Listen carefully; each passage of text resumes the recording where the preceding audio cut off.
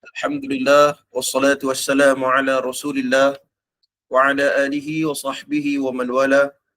Asyhadu an la ilaha illallah wahdahu la syarikalah wa asyhadu anna Muhammadan abduhu wa rasuluhu amma ba'd.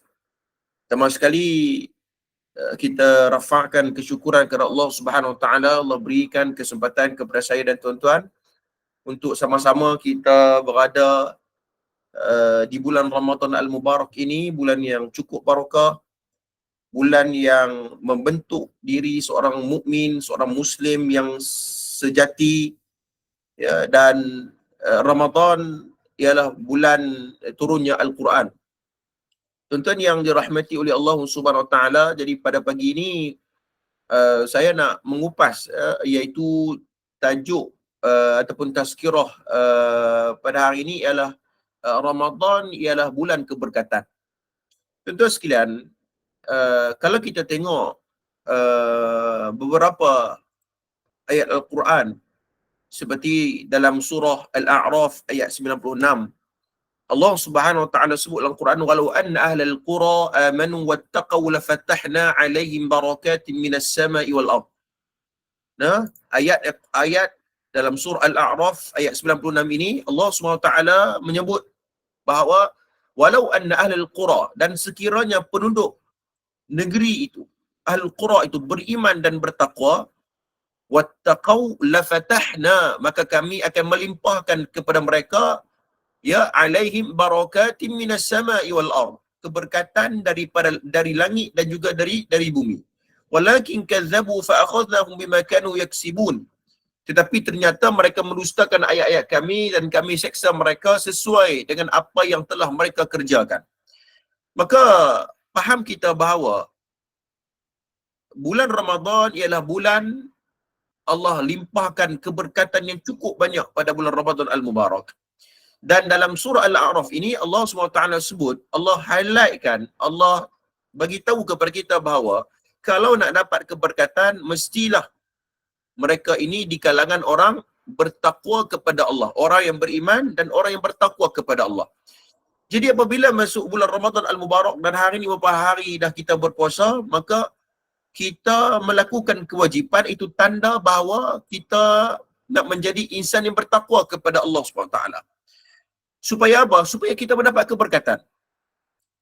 Para ulama seperti Al-Imam Raghib Al-Asbahani apabila menyebut tentang makna takwa, makna keberkatan itu, barakah itu bermaksud al-barakah ya thubutul khair al-ilahi fi syai', iaitu berkat. Yang kata berkat ni bermaksud ia menambah keberkatan daripada Tuhan, daripada sesuatu perkara.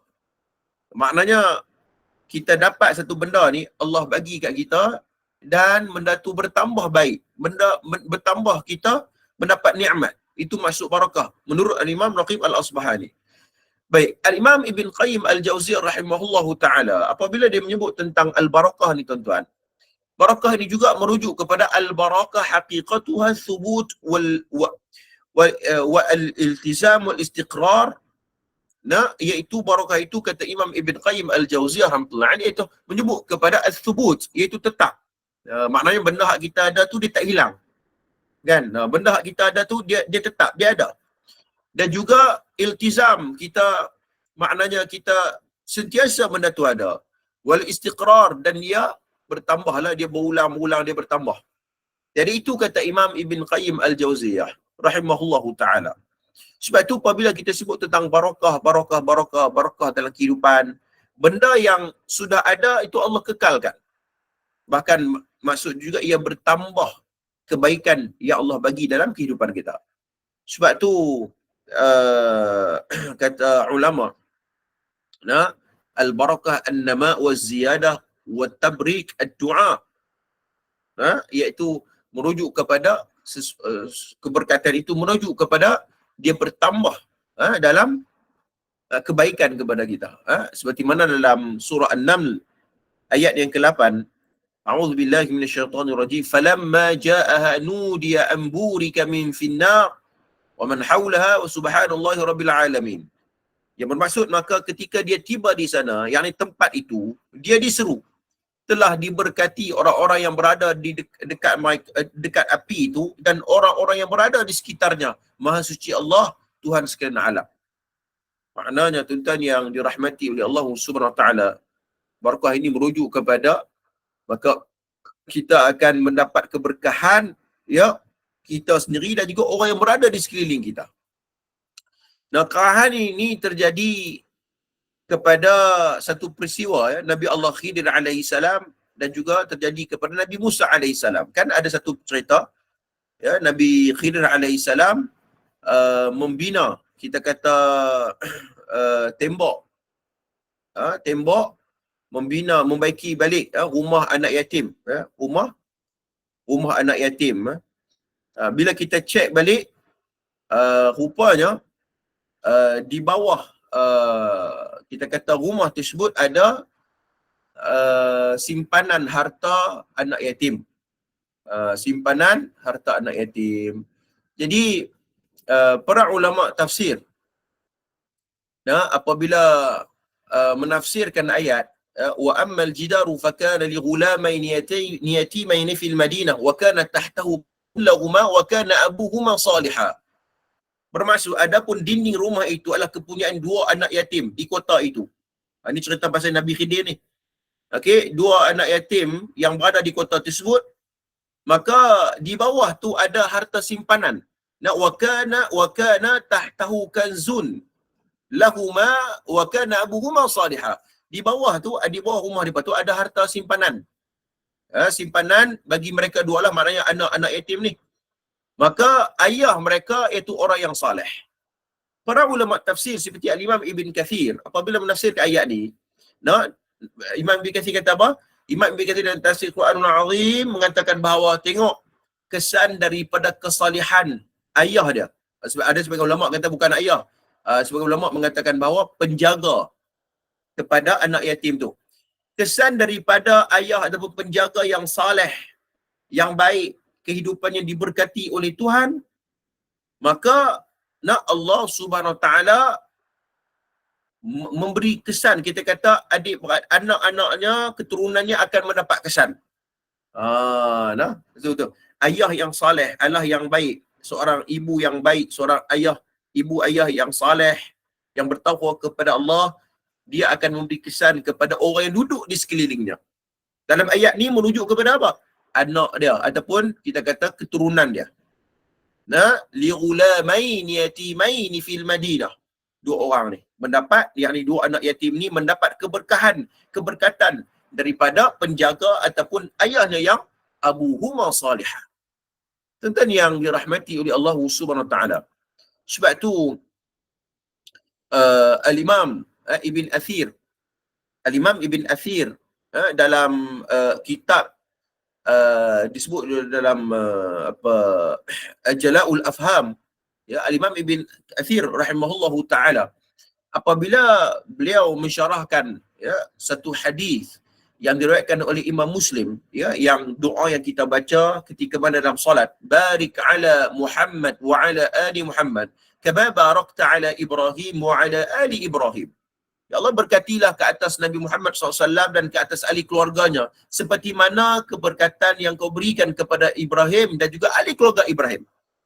Baik, para ulama hadis, ya, dalam Al-Imam Ibn Athir disebut juga dalam kitab An-Nihayah, menyebut bahawa athbatu lahu wa adamu ma a'taituhu min at-tashrif wal karamah. Yang dimaksudkan dengan hadis ni juga, hadis yang kita baca doa tu, yang kita baca doa tahiyat akhir tu, ya, barak ala Muhammad wa ala ali Muhammad tu, ia merujuk kepada maksud barakah juga, iaitu apa?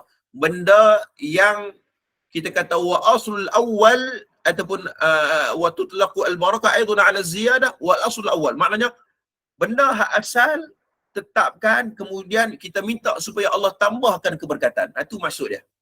Seperti mana doa hak kita baca ni, kan? Ya Allah, berikan keberkatan kepada Muhammad dan ahli keluarga Muhammad seperti mana yang engkau berikan keberkatan itu kepada Nabi Ibrahim dan juga keluarga ahli Ibrahim. Jadi tuan-tuan yang dirahmati oleh Allah Subhanahu Wa Taala, maka bulan Ramadan Al-Mubarak ini ya, bulan yang mendidik kita untuk kita meraih keberkatan sepanjang kehidupan kita.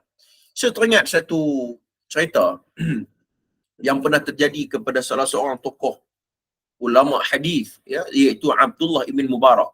Ya, siapa belajar ilmu hadis, kalau tak kenal Ibn Mubarak ni tuan-tuan, maknanya dia kena baca lagi, dia kena mengkaji lagi. Ibn Mubarak ni tuan-tuan, dia lahir sekitar 118 Hijrah. Ini disebut oleh Imam Ahmad ibn Hanbal. Ya, ini juga disebut oleh Al-Amr bin Ali Al-Fallas, dalam kitab Tarikh Al-Baghdad jilid yang pertama. Walaupun ada khilaf lah, dia lahir bila, ada yang kata 110, ada yang kata 119. Tapi para ulama mentarjih ataupun merajihkan pendapat Ibn Mubarak lahir sekitar 118 Hijrah. Ini dipegang oleh Imam Ahmad ibn Hanbal. Dia wafat dalam 63 umur dia. Ya, dan dilahir di Khurasan, ya, wilayah Khurasan. Baik, tuan-tuan sekalian, ada cerita menarik yang berlaku kepada Abdullah ibn Mubarak. Ini nak cerita tentang keberkatan ni. Tuan-tuan, keberkatan bulan Ramadan ni, keberkatan ni. Abdullah ibn Mubarak ni tuan-tuan, dia pernah mengungkapkan satu ungkapan yang cukup, kita kata boleh, kita kata sangat bernilai lah. Di antara ungkapan dia tuan-tuan, iaitu ta'allamal ilma lid-dunya fadallana ala tarki dunya. Ini ucapan Abdullah ibn Mubarak. Ta'allama ilman lid-dunya, yang bermaksud kami pada awalnya menimba ilmu untuk mendapat habuan dunia. Awal-awal kami tuntut ilmu untuk nak dapat habuan dunia. Apa dia? Gaji, ya, kedudukan, harta, pangkat, ya, pengaruh dan sebagainya. Awal-awal memang dia nak macam tu.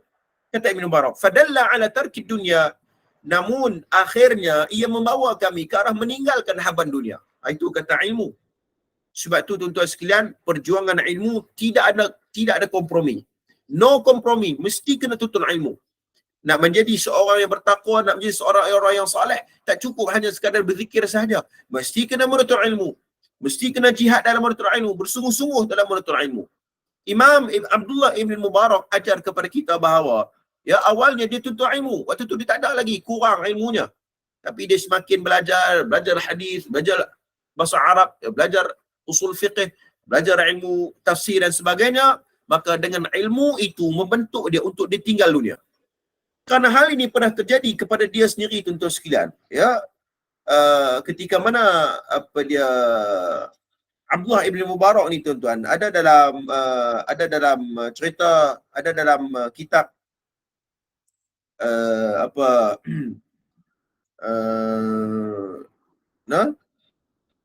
dalam Tazkiratul Huffaz.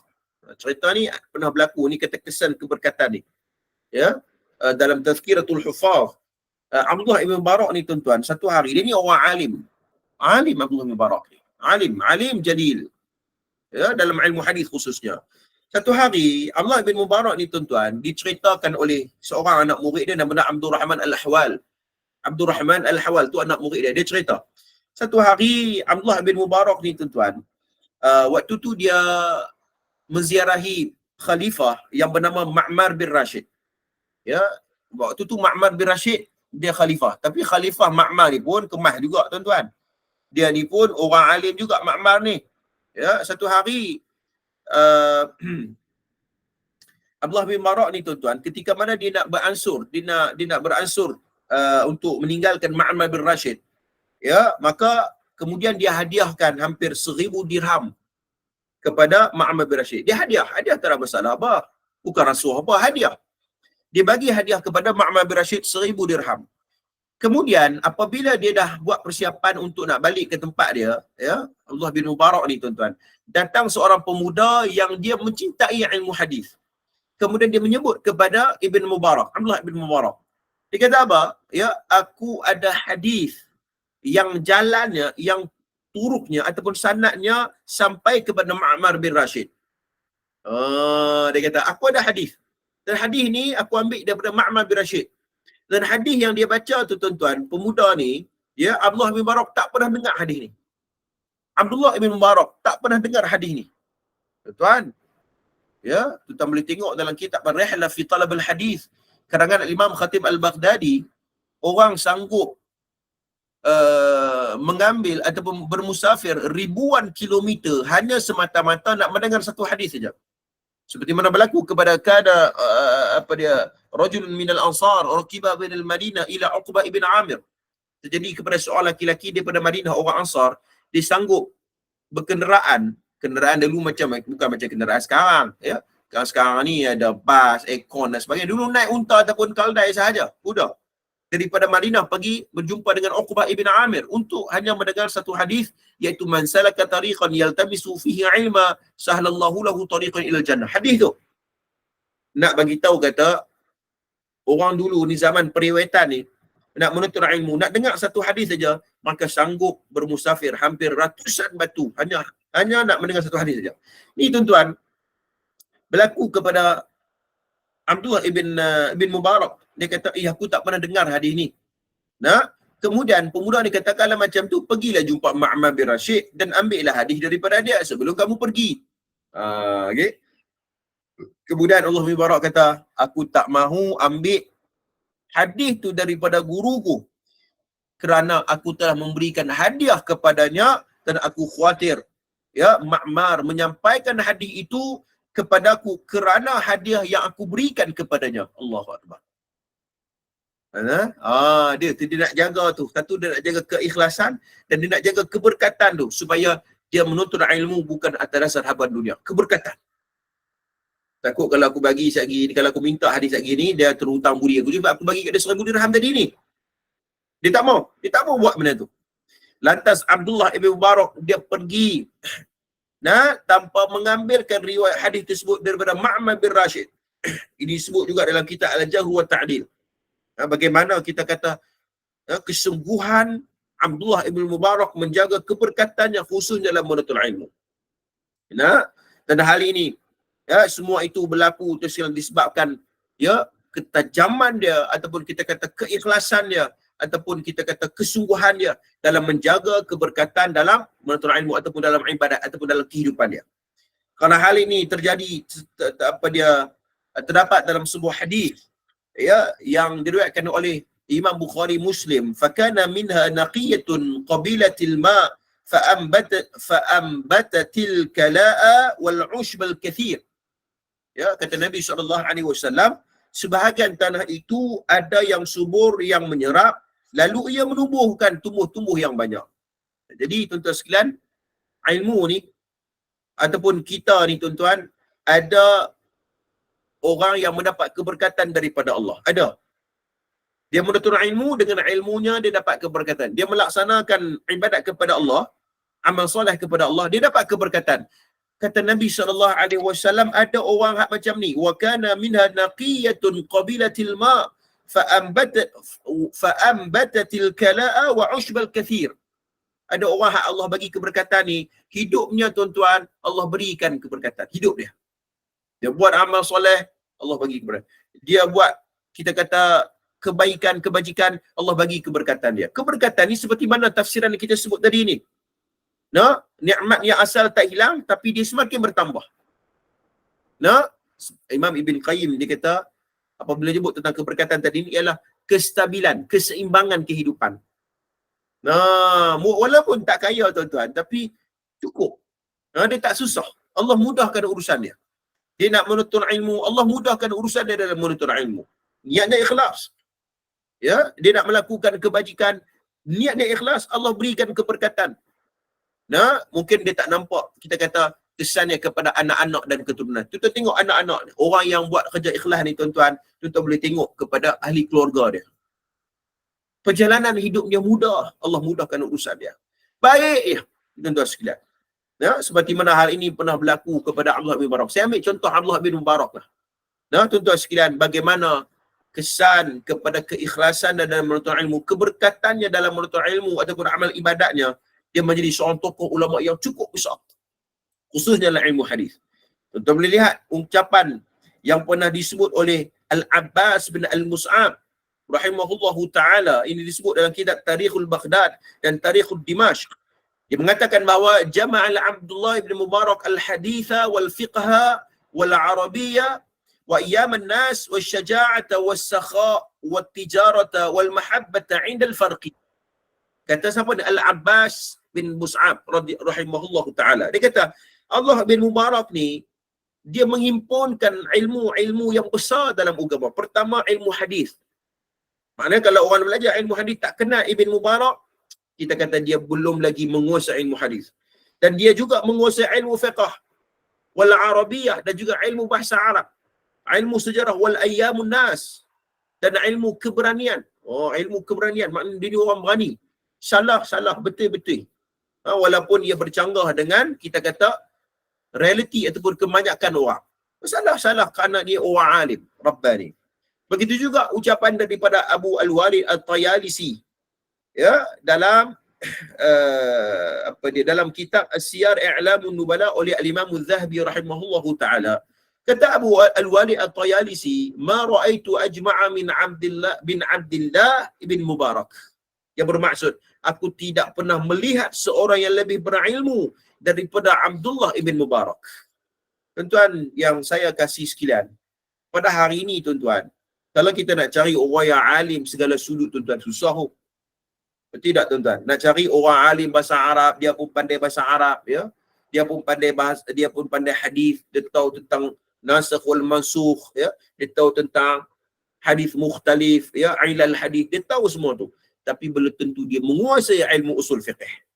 Belum tentu dia menguasai ilmu tafsir Quran. Nah, susah untuk kita nak cari orang yang alim dalam banyak bidang. Yang adanya hari ini ialah mujtahid juz'i, ataupun kita kata orang yang alim juz'i, dia pandai dalam bidang tu saja. Ya, dia pandai dalam bidang tu saja. Ya, mungkin dia pandai bidang tu, dia tak pandai bidang lain. Sebab tu kata Dr. Raisuni hafizahullah taala, zaman sekarang ni adalah zaman saling lengkap melengkapi antara satu sama lain.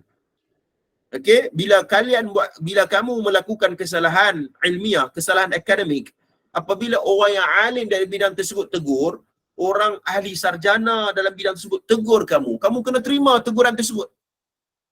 Nah, jangan cari kita kata menegakkan benang yang basah. Benda tu terbukti salah, ya, dari sudut rujukannya, kaedah-kaedah ilmunya, maka kena akui kesalahan. Sebab kita bukan pandai ke semua. Kita bukan tahu ke semua. Untuk sekalian, salah kena akui. Dan hari ini berlaku kepada barisan asatizah kita. Apabila teguran demi teguran ditegur oleh ahli alim, maka kena tengok teguran tu, bukan kena tengok siapa yang tegur.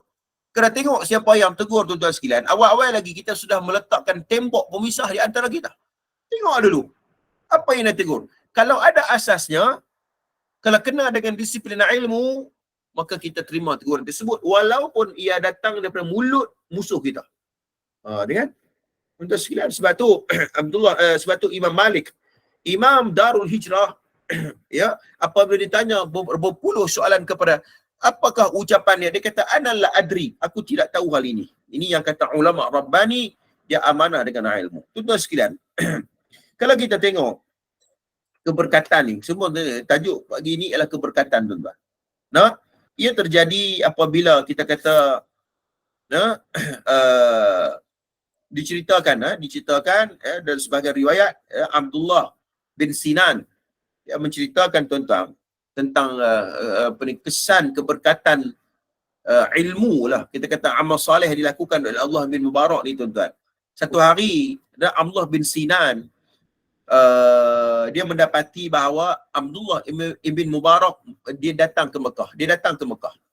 Dia daripada Khurasan, kemudian ketika itu beliau nak balik, ya. Kemudian dia berjumpa dengan dua alim besar. Yang pertama Sufyan ibn Uyainah, yang kedua Fudail bin Iyad. Ini pun kalau belajar ilmu ruwaul hadis, kita akan kenal dua orang ni. Fudail bin Iyad dan juga Sufyan ibn Uyainah. Sufyan ni ada dua, Sufyan al-Thawri dan Sufyan ibn Uyainah. Nah, cerita ni merujuk kepada dua tokoh besar ni, alim besar.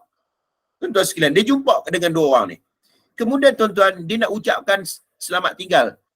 Nah, sebab tu Abdullah bin Mubarak di antara akhlak dia tuan-tuan, bila mana dia jumpa dengan orang alim, ya, dia minta izin dan juga dia minta kita kata minta kita kata ucapan selamat tinggal lah, hormat kepada tuan guru ni. Sufyan ibn Uyainah dan Fudail bin Iyad, dia seorang alim besar.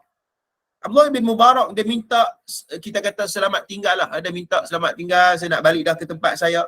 Kemudian tuan-tuan tengok salah seorang di antara dua orang besar ini, dia kata bahadha faqihu al-masyriq. Dia kata apa? Inilah dia faqih, yakni penduduk timur. Ini siapa kata ni? Sufyan ibn Uyainah. Ini disebut dalam kitab Siyar A'lamun Nubala oleh Imam Az-Zahabi. Kemudian ada seorang lagi tokoh besar, dia kata apa? Wa faqihu ahli al-Maghrib. Dia juga faqih bagi penduduk barat. Masya-Allah. Maknanya, kalau kita kenal siapa Sufyan ibn Uyainah, kita akan tahu bagaimana ucapan yang penting ini yang keluar daripada mulut seorang alim besar dalam ilmu hadis, ya, bukan calang-calang. Maka kesan kepada keberkahan ilmu itu, keberkatan ilmu itu, kita boleh tengok bagaimana kita kata banyak hadis-hadis yang diriwayatkan oleh Abdullah ibn Mubarak rahimahullahu taala. Tuan-tuan sekalian, ya, di antara apa dia, kita kata bulan Ramadan al-Mubarak ini juga, ya, bulan Ramadan al-Mubarak ini juga ia merujuk kepada Ramadan yang disebut oleh Dr. Salman Audah dalam kitabnya Ma'asiyam. Ya, Dr. Salman Audah bagi tahu kat kita dalam kitabnya Ma'asiyam, ya, di antara salah satu makna Ramadan juga selain daripada bulan untuk kita meraih keberkatan daripada Allah Subhanahu Wa Taala, Ramadan juga ialah bulan, ya, al-a'mal, bulan untuk kita mempertingkatkan amalan kita, ya, khususnya Al-Quranul Karim. Untuk sekalian, sebab tu Imam Malik bin Anas, ya, bukan Anas bin Malik lah, Imam Malik bin Anas, ya, apabila menjelangnya bulan Ramadan al-Mubarak, ia memberi tumpuan khususnya pada qiraatil Quran, sehingga kan dia menghentikan bacaan-bacaan hadis pada bulan Ramadan, dan ia memberikan fokus dan tumpuan kepada tilawatul Quran dan juga memahami makna-makna Al-Quran. Ini Imam Malik. Kita boleh tengok bagaimana cara ulama-ulama salafun salih apabila menghadapi bulan Ramadan al-Mubarak. Al-Imam An-Naqai rahimahullahu taala, ya, apabila menjelang 10 malam yang terakhir, ia memberikan tumpuan kepada Al-Quran, tilawatul Quran. Bahkan Qatadah mengatakan bahawa An-Naqai ni dia mengkhatamkan Al-Quran setiap 7 hari. Setiap 7 hari khatam sekali. Setiap 7 hari khatam sekali. Aida tuan-tuan. Al-Imam Syafi'i rahimahullahu taala, Imam Syafi'i mengkhatamkan 60 kali tilawatul Quran pada bulan Ramadan al-Mubarak. Begitu juga Al-Imam Abu Hanifah rahimahullah taala. Ini ulama salaf. Ya, kalau kita nak tengok bagaimana amal ibadat, rujuk bagaimana salafun salih yang 300 tahun hijrah ke bawah melakukan, kita kata, amal salih ini. Tuan-tuan sekalian, Al-Quran, syahr Ramadan alladhi unzila fihi al-Quran hudan lin-nas wa bayyinatin minal huda wal furqan. Semua kita tahu ayat ni. Ya, Allah Subhanahu Wa Taala sebut dalam surah Al-Baqarah ayat 185. Beberapa hari yang ditentukan ialah bulan Ramadan ini adalah bulan yang diturunkan Al-Quran. Maknanya, tajuk kita ni tentang keberkatan. Sesiapa yang nak mendapat keberkatan dalam hidupnya ataupun dalam kehidupannya, mesti kena ambil Al-Quran dan baca Quran dan cuba untuk memahami Al-Quran. Tak ada jalan lain dah. Ya, tidak ada jalan lain. Sebab tu, tuan-tuan yang dirahmati oleh Allah Subhanahu Wa Taala, dalam satu hadis kan, kita pernah baca hadis itu, hadis riwayat Imam Muslim kan, idza jaa Ramadan futihat abwabul jannah, ya, wa ghulqat abwabun nar wa sufilat asyayatin. Hadis sahih riwayat Imam Muslim. Ya, Nabi pernah bagi tahu kepada kita apabila masuknya bulan Ramadan, Allah membuka pintu-pintu syurga. Jadi buka pintu syurga ni maknanya syurga ni banyak pintu, dan setiap pintu dan setiap syurga tu dia ada maratib ataupun kedudukan, ya, ataupun kita kata kelebihan-kelebihan tertentu. Dan semestinya syurga yang paling tinggi ialah Jannatul Firdaus. Syurga yang paling tinggi ialah syurga Firdaus. Tuan-tuan sekalian, para ulama hadis seperti Al-Imam An-Nawawi rahimahullahu taala, kitab Al-Minhaj di Syarah Sahih Muslim, Imam Nawawi apabila mensyarahkan ayat ni, ya, idza jaa Ramadan futihat abwabul jannah. Apa maksud dia? Imam Nawawi kata targhiban lil 'amilin laha bi kathratut ta'at min as-salah was-siyam was-sadaqah wa dhikr wa qira'ati lil Quran wa ghairu dhalik.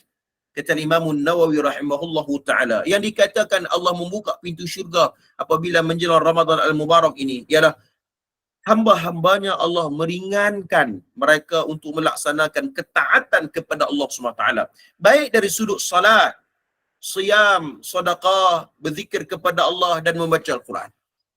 Jadi ringan kita laksanakan ketaatan, amal ibadat, Al-Quran dan sebagainya ni untuk mendapat keberkatan tu, ya, tak sama, ya, berbanding dengan bulan-bulan yang lain. Itu. Begitu juga para ulama hadis mengatakan wa qul qad abwabun nar. Allah menutup pintu neraka. Itu merujuk kepada wa dzalika liqillatil ma'asi fihi minal mu'minin. Ya, di kalangan orang mukminin ni mengurangkan maksiat kepada dia. Sebagian ulama mengatakan bahawa kerana apa? Kerana suasana Ramadan itu sendiri menghalang dia daripada melakukan maksiat dan juga kejahatan kepada Allah Subhanahu Wa Taala. Ya, lihat saja bagaimana kita kata kita mangkit sahur, kan? Ada orang mangkit sahur pukul 11 pagi, 11 tengah hari. Tak ada lah. Semua kita mangkit sebelum fajar, sebelum subuh. Kan? Jadi bila mangkit sebelum subuh ni maknanya awal-awal pagi-pagi kita tu kita mula dengan beribadat kepada Allah. Dengan kita istighfar, dengan qiyamul lail, kemudian kita sahur. Ya, kemudian masuk saja subuh bermula dah puasa kita. Kan? Jadi bila masuk saja sahur, bila masuk saja masuk saja subuh, bermulanya waktu kita berpuasa, bermaksud kita perlu menjaga patang larang sebagai kita kata untuk menjaga ibadat puasa kita tu daripada terbatal. Jadi daripada pagi sampai ke maghrib tu kita sedang menjaga patang larang supaya puasa kita tu tidak menjadi fasad, tidak menjadi masalah ataupun tidak kurang pahala kita. Kerana hal ini pernah disebut oleh Syekh Hasan Hito dalam kitabnya Fiqhus Siyam. Dia mengatakan bahawa as-siyamu syar'an fahuwa imsaku makhsus an syai'in makhsus fi zamanil makhsus min syakhsin makhsus, iaitu kita menahan diri dengan sesuatu perkara yang khusus daripada satu perkara yang khusus daripada pada waktu-waktu yang khusus dan juga pada individu-individu yang khusus. Kan? Jadi puasa kita dengan puasa orang dulu tak sama. Puasa dulu, tuan-tuan, setiap bulan 3 hari kena puasa wajib dan puasa hari Ashura. Kita Ramadan saja, 30 hari saja. Ya, yang wajib sebagai seorang Muslim untuk melaksanakan tuntutan dan kewajipan sebagai seorang Muslim. Pertama. Yang kedua, itu pada waktu yang khusus. Ya, pada waktu yang khusus. Ada orang bila masuk azan, kan, dia kata tak mula lagi. Kan, habis azan baru mulanya berpuasa. Itu salah. Ini disebut dalam kitab Fiqhus Siyam karangan Al-Allamah Syekh Hasan Hito hafizahullah taala. Salah nah. Begitu juga ada silap faham kita. Baru ni duk viral ada satu dekat status Facebook saya tengok dia kata azan maghrib untuk kita iftar buka puasa, ya, dia kata itu tak tepat. Ya, mesti dilajakkan 5 minit selepas azan daripada radio ke, daripada TV ke, daripada handset ke. Dia kata tak tepat, dia kata. La ilaha illallah. Mazhab apa yang dia guna ni? Ya, dia kata mesti dilajakkan 5 minit. Kan? Dia kata azan dekat radio ke apa semua tu, dia kata tak tepat, dia kata. Mesti lajak 5 minit, kalau tidak batal puasa. Subhanallah. Ini yang kata orang yang beribadat tanpa asas ilmu ataupun tanpa ada ilmu pengetahuan.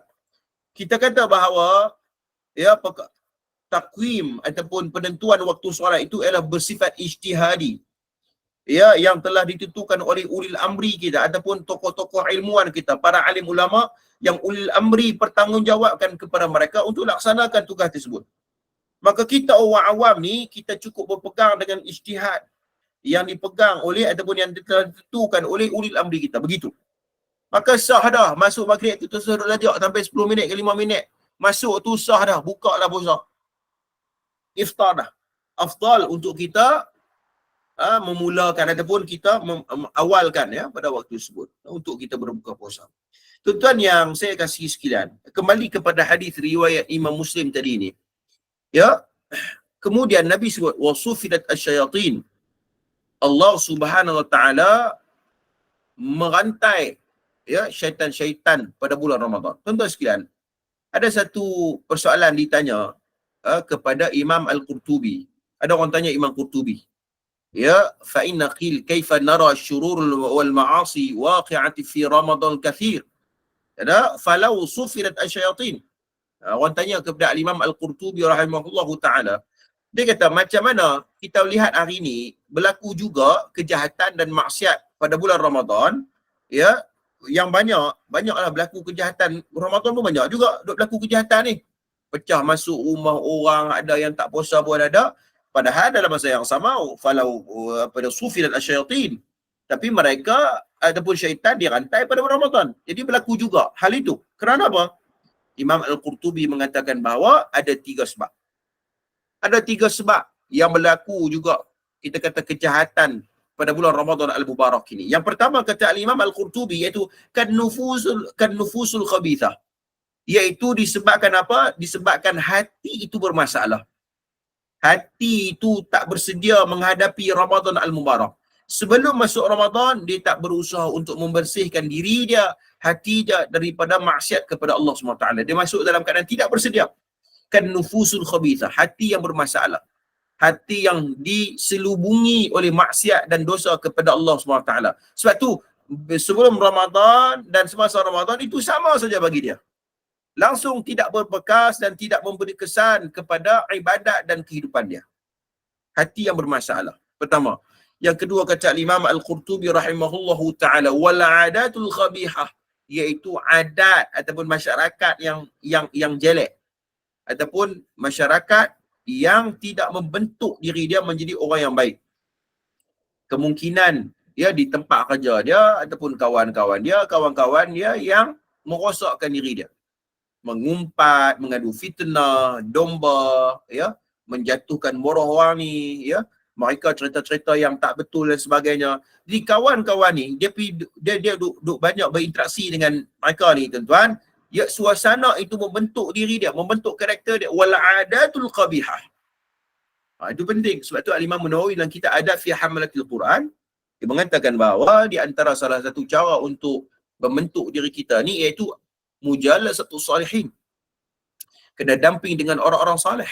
Al-Imam Nawawi dia pernah kata bahawa cara untuk nak tambah ilmu ni ialah mujalasatul ulama.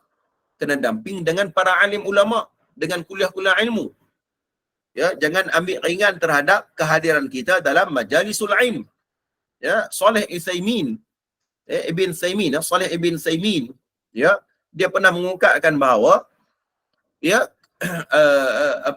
taman-taman syurga di muka bumi Allah ini adalah merujuk kepada halaqul zikr ataupun halqul ilm.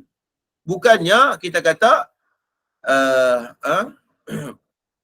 berzikir itu merujuk kepada berzikir yang kita menepati dan menurut hukum syarak lah.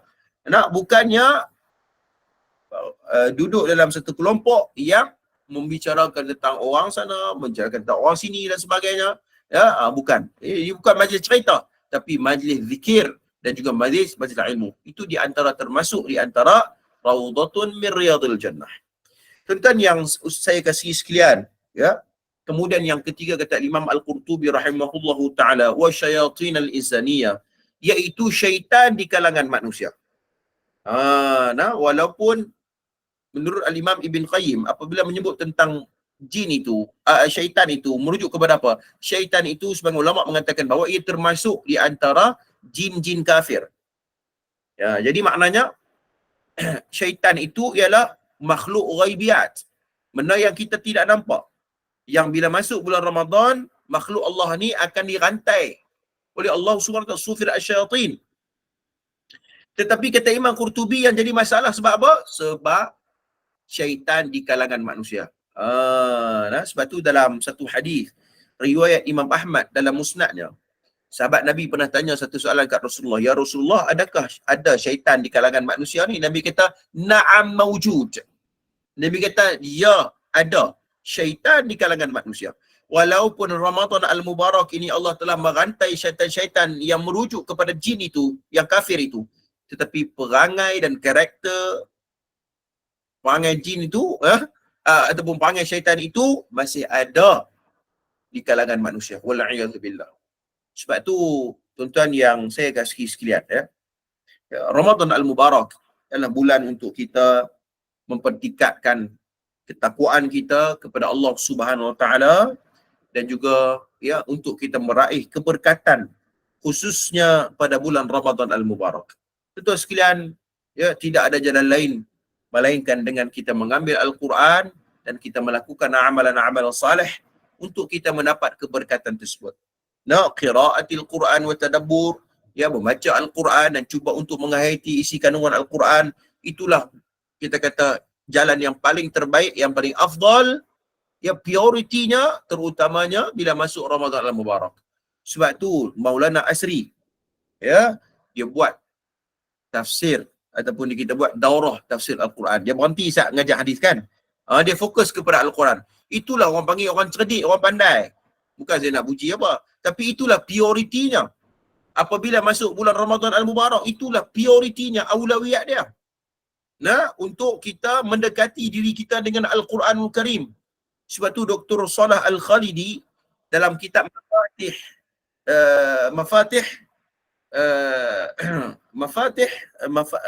kitab tu, Lataiful Quran ataupun satu lagi saya tak ingat, Dr. Salah Al-Khalidi, dia kata tuan-tuan, perbezaan di antara tafsir dengan tadabbur itu tu berbeza. Tafsir Al-Quran itu ialah merujuk kepada ahlu tafsir, orang yang alim dalam bidang tafsir, orang yang tertentu saja. Adapun tadabbur Al-Quran itu semua kita boleh buat. Sama ada kita mendengar syarahan daripada agama, ataupun kita membaca terjemahan, ataupun kita membaca Al-Quran dan kita mendengar alunan Al-Quran, orang yang membaca Quran dengan merdu dan sebagainya, kerana itu merujuk kepada tadabbur Al-Quran. Kata Dr. Salah Khalidi. Yang ni tak ada baik. Semua kita boleh buat. Adapun tafsir ataupun menafsir Al-Quran itu ialah orang-orang tertentu saja yang mempunyai kekuatan dan kemampuan ilmu, khususnya ilmu usul tafsir ataupun ilmu tafsir Al-Quran. Tuan-tuan yang saya kasih sekalian, ada satu ayat Quran yang mungkin saya nak kongsi dan sebagai penutup lah, yang kita boleh belajar sesuatu daripada Al-Quran ini. Dalam surah Al-Mulk, ayat yang kedua, A'udzubillahi minasyaitanirrajim. Alladhi khalaqal mauta wal hayata liyabluwakum ayyukum ahsanu amala. Kalau kita perhati dan kita renung ayat ni, Allah Subhanahu Wa Taala menyebut dalam surah Al-Mulk, Allah menjadikan, Allah mencipta kematian dan juga kehidupan. Alladhi khalaqal mauta wal hayata. Tuan-tuan, para ulama tafsir seperti Al-Imam, seperti tafsir Al-Azhar karangan Profesor Dr. Hamka kata apa? Kenapa Allah mentakdimkan kalimah al-maut kemudian al-hayah? Kenapa? Kan selalunya ataupun sebaiknya mengikut rasional kita ni, kita hidup dulu baru mati kan. Tapi kenapa Allah sebut mati dulu baru kehidupan? Para ulama tafsir seperti Hamka dan sebagainya mengatakan bahawa ayat ni nak bagi tahu kepada kita bahawa kehidupan kita ni sangat sekejap dan sangat sementara. Kalau inilah yang kita idam-idamkan, yang kita menjadi itulah, kita kata, kalau tak dapat habuan dunia ni macam kita ni macam gagal lah sampai selama-lamanya. Tidak. Kerana dunia ini tempat ibtila, tempat ujian bagi orang-orang mukmin. Tuan-tuan sekalian, al-mauta wal hayah, dan kehidupan yang paling penting, yang paling bernilai di sisi orang-orang mukmin ialah kehidupan setelah kita mati esok. Bila kita mati dan dibangkit oleh Allah, itulah kehidupan yang sebenar, sama ada jaya ataupun kita kalah. Tuan-tuan yang dirahmati oleh Allah, sebab tu apabila menyebut tentang kehidupan dunia ini, itu merujuk kepada zuhud itu sendiri. Ini saya teringat satu ungkapan daripada Sufyan ibn Uyainah. Sufyan ibn Uyainah, dia pernah menyebut dalam kitab Al-Hath ala At-Tijarah. Sufyan bin Uyainah, dia kata, sekiranya seseorang itu dia memiliki 100 dinar emas, dan orang tanya kepada dia, adakah ia ataupun dia masih lagi di kalangan orang yang zuhud? Orang tanya dekat Sufyan bin Uyainah, kalau dia ada 100 dinar emas, adakah dia ni di kalangan orang zuhud? Kata Sufyan bin Uyainah, dia kata na'am. Ya, masih zuhud walaupun dia ni jutawan, walaupun dia ni orang kaya. Ya, orang itu bertanya, macam mana tu? Orang tu tanya, macam mana pula dia ada 100 dinar, dia jutawan, rumah besar, kereta berpuluh, kereta-kereta mewah, ya, harta dan sebagainya. Tapi kata Sufyan bin Uyainah masih lagi zuhud. Kata Sufyan bin Uyainah, in naqasat lam yaghtam wa in zadat lam yafrah wa la yakrahu al-mauta li firaqiha. Kata Sufyan bin Uyainah rahimahullahu taala, sekiranya emas itu berkurang, dia tidak berduka. 100 dinar emas tu, kalau berkurang, orang curi ke, hilang cari tak jumpa ke, dia tak berduka. Dia tak ada masalah apa. Hilang pun hilang lah, dah takdir Allah macam tu. Dan sekiranya emas itu bertambah dan dia tidak bergembira, dia tidak bergembira dalam diri dia. Tu Sufyan bin Uyainah apabila menyebut tentang zuhud. Dunia ni ada, tak ada. Ya, dunia. Kemudian wala yakrahul mauta li firaqiha, dan dia tidak membenci kematian kerana takut berpisah dengannya. Maksudnya dia ternanti-nanti bila dia nak wafat, sebab dia sedang buat persiapan untuk menghadapi hari tersebut. Dan saya teringat satu hadis yang lain, ni penutup lah kot, ya. Hadis yang lain, tuan-tuan sekalian, ya. Nabi SAW pernah beritahu kepada Sayyidina Ali radhiyallahu an. Kalau tak salah hadis ini riwayat Imam Muslim. Ya, Nabi beritahu kepada Sayyidina Ali, Nabi kata, sesungguhnya hamba Allah ni, setiap di kalangan kita ni, Allah telah tetapkan sama ada dia ni ahli jannah atau ahli syaqawah ataupun ahli nar. Allah dah tetap dah ni. Di antara kita ni ahli syurga ataupun ahli neraka sebelum kita lahir lagi. Kemudian Sayyidina Ali tanya, wa nadrakul amal, adakah kita perlu tinggalkan untuk beramal? Dah ada keputusan. Kalau macam tu, kita tak payah buat amalan. Kita tak payah buat qiyamul lail, kita tak payah menuntut ilmu, kita tak payah bersabar dalam ujian, sebab kita dah ada keputusan. Kata Sayyidina Ali, wa nadrukul amal, adakah kita perlu meninggalkan amalan? Jawab Nabi, kata Nabi SAW, Nabi kata, fa amma as-sa'ada, dan sesiapa yang Allah telah tetapkan dia ni menjadi orang yang ahli bahagia, orang yang ahli syurga, fayasiru ila ahli sa'adah, Allah akan memudahkan dia untuk melakukan amalan seperti amal ahli syurga. Allah akan mudahkan dia, Allah akan dorongkan dia untuk melakukan amalan seperti amalan syurga. Fa amma syaqaq, ataupun jika sekiranya Allah telah tetapkan dia ni ahli syaqawah, ataupun orang yang sesat, orang yang salah, ataupun orang yang gagal di hadapan Allah Subhanahu Wa Taala, fayasiru ila, Allah akan, kita kata, Allah akan dorongkan hati dia dan Allah akan mudahkan kehidupan dia melakukan perbuatan-perbuatan yang dimurkai oleh Allah Subhanahu Wa Taala, wal a'yadzu billah. Tuan muslimin muslimat yang dirahmati oleh Allah, ini sisi tazkirah lah, sisi tazkirah untuk sama-sama kita mengambil pengajaran dan mengambil i'tibar daripada kisah-kisah ataupun hadis-hadis yang saya kongsi sebentar tadi.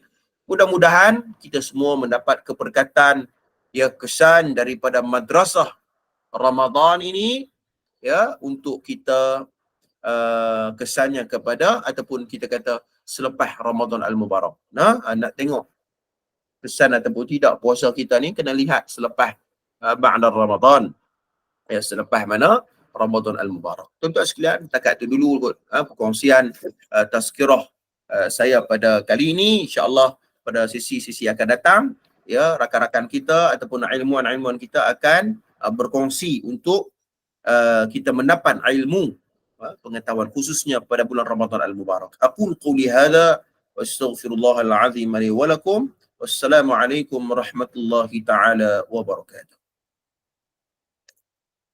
Waalaikumsalam warahmatullahi wabarakatuh. Assalamualaikum Ustaz. Assalamualaikum. Boleh bagi sedikit pencerahan zikir hati? Zikir hati. Ya, adakah mengulang-ulang zikir biasa ataupun mengingati kebesaran Allah atau macam mana? Baik, tentang zikir ni dia merujuk dia sebenarnya dia ada khilaf di kalangan para ulama, ya. Pertama, ada yang mengatakan bahawa zikir yang sempurna ni, zikrul kamilah ni, merujuk kepada zikir yang kita ungkap dengan lidah dan juga kita mengingati Allah, kebesaran Tuhan dalam diri, kita ingat pada Allah dalam hati, dua-dua sekali. Ini disebut oleh Saleh Utsaimin, ya, Saleh Utsaimin, ya. Dan ini juga dalam kitab Tazkiratul apa ni, apa saya baca itu ni, Ad'iyah tu, zikr wal ad'iyah tu, itu zikir yang sempurna, ya. Zikir yang naqis, zikir yang kurang sempurna ialah zikir yang tidak mengungkap dengan lidah tapi dia hanya ingat pada Allah pada hati je, ingat kebesaran Tuhan, dia tak cakap tapi dia ingat pada Allah. Itu zikir juga, dapat pahala juga, tetapi tidak sempurna dia punya zikir dia, ha? Baik, tapi ia berbeza dengan Al-Kashmiri. Kashmiri dia agak tegas sikit, ha? Sebab kebetulan kajian saya tu berkaitan dengan zikir, ya. Al-Kashmiri mengatakan bahawa, ya, tidak dikira ibadat, dia kata. Sebab dia kata zikir itu ialah merujuk kepada kedua-dua perkara sekali. Al-Kashmiri ni seorang tokoh ulama di bumi India, aliran ahli ra'i kalau tak salah saya, ya. Dia kata itu tidak dinamakan zikir kerana zikir itu ialah mesti menghadirkan hati, dan diungkapkan dengan lidah, ya. Sebab tu Syekh Hasan Hito dia pernah menyebut tentang niat itu sendiri. Niat itu merujuk kepada zikir jugalah, kan. Bil ijma' wa mahallatun niyatu wal qalb. Ijma' di kalangan para ulama, ya, niat ataupun zikir itu ialah merujuk kepada fi mahalil qalb, hati. Wala yakfi talaffuz biha bil lisan ma'al ghaflah al qalb anha qata'an, iaitu, ya, tidak cukup hanya sekadar dia lafaz dengan lidah tetapi tidak mendatangkan, kita kata, pada hatinya, ya, ataupun kita kata lalai pada hatinya. Itu tidak dinamakan, kita kata, dalam perbahasan niat ataupun dalam perbahasan zikir. Itu sebahagian ulama bahas macam tu. Jadi tuan-tuan dirahmati oleh Allah, kesimpulan yang saya nak respon daripada Tuan Radhi, ya, bin Abdul Ghani ini, jadi maknanya kita ambil jalan yang kedua-duanya lah, kita ambil zikir dengan hati pun kita buat, kadang-kadang kita duduk saja kita muhasabah diri, memikirkan kebesaran Allah pun dapat pahala, dan juga kita menyebut dengan menuturkan ucapan dengan lidah kita. Kerana ucapan dengan lidah juga ni merujuk kepada pembuktian iman. Ini juga disebut oleh ulama-ulama salaf kita, ya, merujuk kepada iman itu merujuk kepada, iaitu mesti diungkapkan dengan lidah. Jadi zikir juga dengan lidah kita, zikir juga dengan kita mengingati Allah, dengan kebesaran Allah Subhanahu Wa Taala di hati kita. Wallahu a'lam.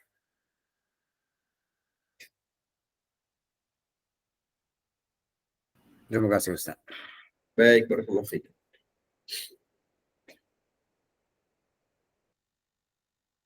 Okey, kalau tak ada apa, terima kasih semua. Jadi insya-Allah jumpa lagi pada bulan depan lah, kan, lepas raya lah insya-Allah. Jadi aqulu qawli hadza wa astaghfirullahal azim li wa lakum. Assalamualaikum warahmatullahi taala wabarakatuh.